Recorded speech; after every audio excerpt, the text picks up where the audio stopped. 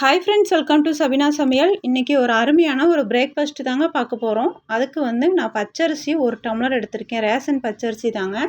இப்போ அது ஒரு பாத்திரத்துக்கு மாற்றிக்கலாங்க. அதுக்கப்புறமா ரேஷன் துவரம்பருப்பு ஒரு 1/2 கப்பு எடுத்திருக்கேன். அதாவது இது ஒரு 100 கிராம் போல் வருங்க. 100 கிராம் துவரம்பருப்பு, அப்புறம் அதே அளவில் 100 கிராம் பாசிப்பருப்பு எடுத்திருக்கேன். இதெல்லாம் ரொம்ப ஹெல்த்தியானது, ப்ரோட்டீன் நிறைந்த பிரேக்ஃபாஸ்ட் ரெசிபிங்க.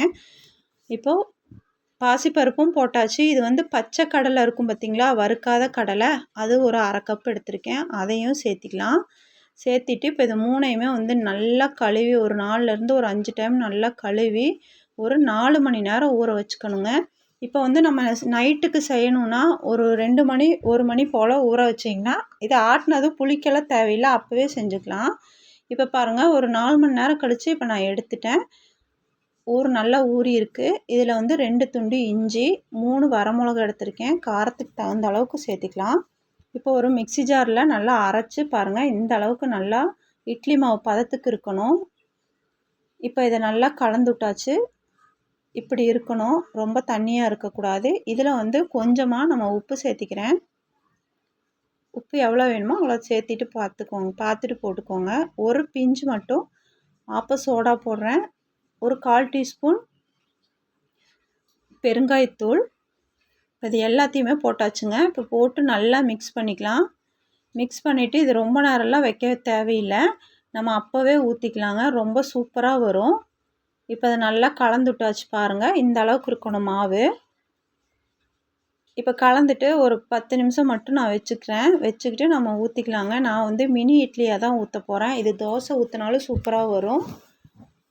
இப்போ நான் மினி இட்லி குட்டி குட்டியாக ஊற்றிட்டு இப்போ பார்க்கலாங்க.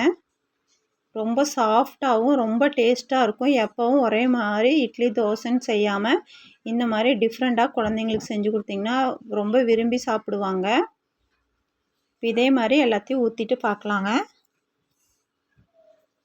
பாருங்கள், சூப்பராக ஊற்றியாச்சு. இது அப்படியே இட்லி பானைக்குள்ளே இறக்கிக்க வேண்டியதான். இறக்கி நல்லா 1 நிமிஷம் மட்டும் நல்லா கொதித்த தண்ணியில் நம்ம வச்சோம்னா ஒரு நிமிஷத்தில் நம்மளுக்கு சூப்பராக வெந்து வந்துடும்.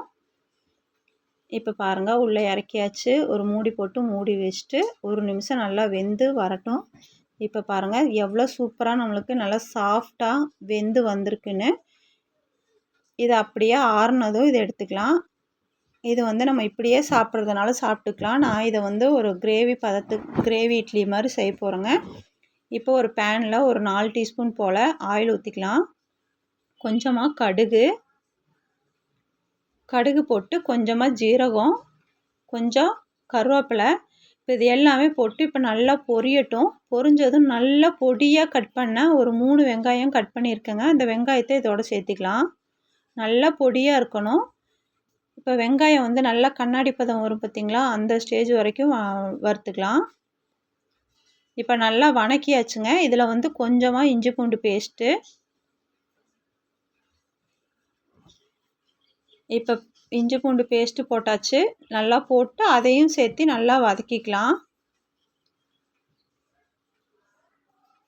எல்லாம் ஒன்று சேர நல்லா வதக்கியாச்சு. வதக்கினோன்னே இப்போ தேவையான மசாலா பொடி என்னென்னு பார்த்துக்கலாங்க. நான் மல்லிப்பொடி ஒரு 1/2 டீஸ்பூன் எடுத்திருக்கேன்.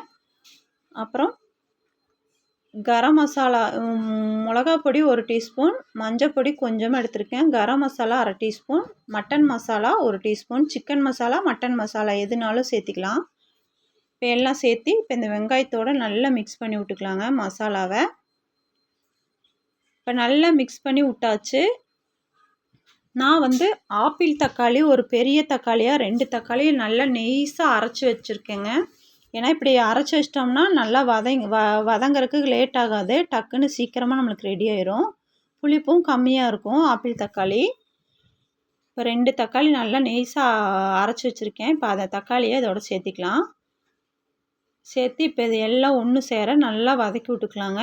இப்போ நம்மளுக்கு தேவையான அளவு உப்பு சேர்த்திக்கலாம். நம்ம இந்த மினி இட்லியில் லைட்டாக உப்பு போட்டிருக்கோம். இதுக்கு நம்ம பார்த்து உப்பு சேர்த்திக்கணும். பாருங்கள், இப்போ எல்லாத்தையும் ஒட்டுக்கா நல்லா வதக்கி விட்டுக்கணும். இப்போ இட்லி நம்மளுக்கு சூப்பராக இப்போ ஆறினோன்னா நல்லா எடுத்தாச்சு. நல்லா பாருங்கள், மெதுன்னு இருக்குது பஞ்சு மாதிரி. இந்த பக்கம் நம்மளுக்கு கிரேவி சூப்பராக ரெடி ஆயிடுச்சு. பாருங்கள் இந்த அளவுக்கு ரெடி ஆனதும் இதில் நம்ம சாஸு சோயா சாஸு எதுனாலும் ஊற்றிக்கலாம். இப்போ உப்பு தேவையான அளவு போட்டுக்கலாங்க. இப்போ ரெடி ஆயிடுச்சுங்க நம்ம கிரேவி. இந்த அளவு நல்லா கிரேவி ரெடி ஆயிடுச்சு.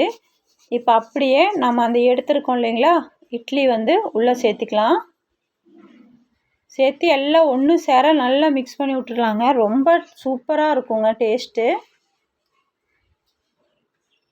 இது எல்லாத்தையுமே ஒட்டுக்கா உள்ளே போட்டு நல்லா மிக்ஸ் பண்ணி விட்டுக்கலாம்.